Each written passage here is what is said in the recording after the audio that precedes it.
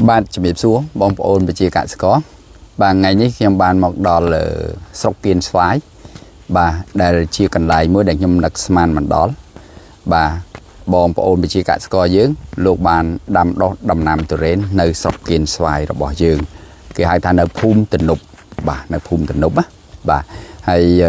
ខ្ញុំនឹងបង្ហាញអំពីការដាំដុះដំណាំទុរេននៅស្រុកគៀនស្វាយជូនដល់បងប្អូនវិជាកសិករយើងដូចតទៅបាទនេះបងប្អូននេះគាត់ដាំបែបចេះបាទប្រព័ន្ធដែលគាត់ដាំហ្នឹងគឺជាប្រព័ន្ធជីធម្មជាតិសុទ្ធសាធ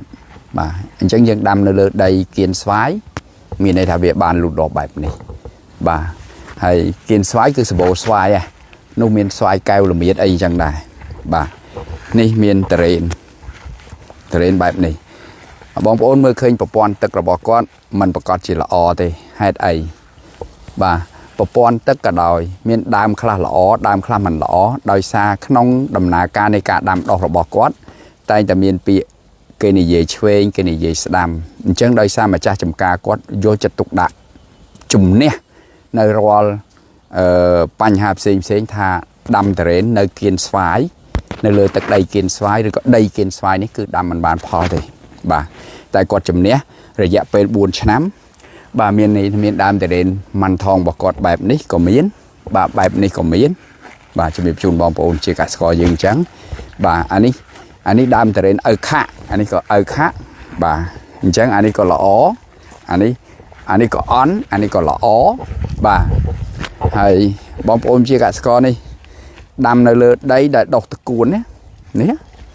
ព្រោះដីគៀនស្វាយគឺដីដុះតគួនហ្នឹងហើយ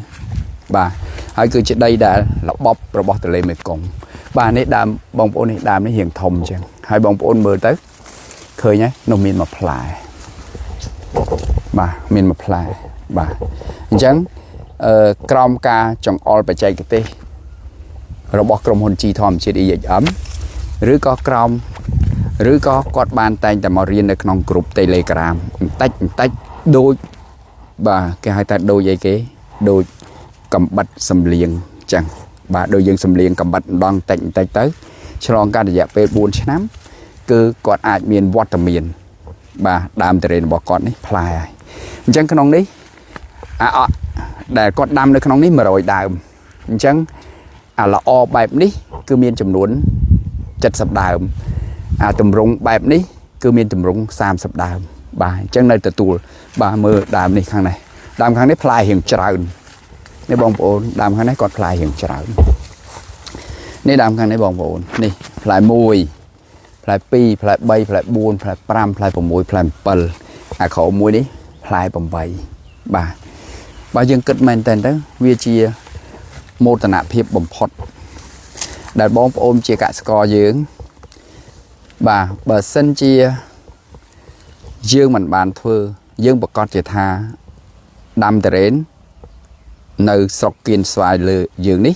នៅលើទឹកដីគៀនស្វាយរបស់យើងនេះគឺมันអាចទទួលជោគជ័យបានទេដូច្នេះពាក្យដែលថាយើងដាំទុរេន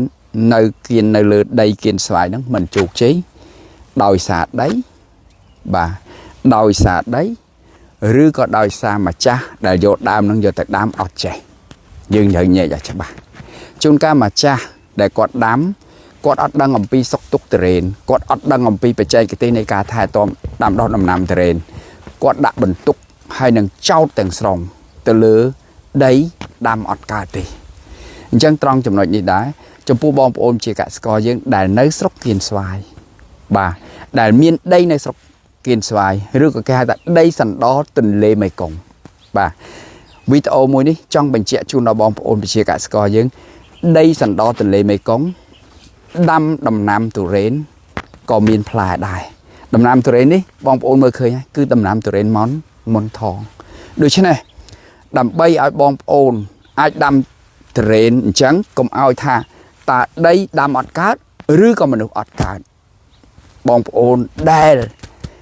ប្រជាកសិករដែលនៅស្រុកគៀនស្វាយចង់ដាំដុះដំណាំទុរេនត្រូវតែមករៀនបច្ចេកទេសហើយបច្ចេកទេសហ្នឹងងាយស្រួលបំផុតមិនមែនតទៅដល់ចការខ្ញុំទៅដល់ផ្ទះខ្ញុំទៅដល់អីទេគឺបងប្អូនអាចរៀននៅផ្ទះតែម្ដងតាមរយៈអីគេ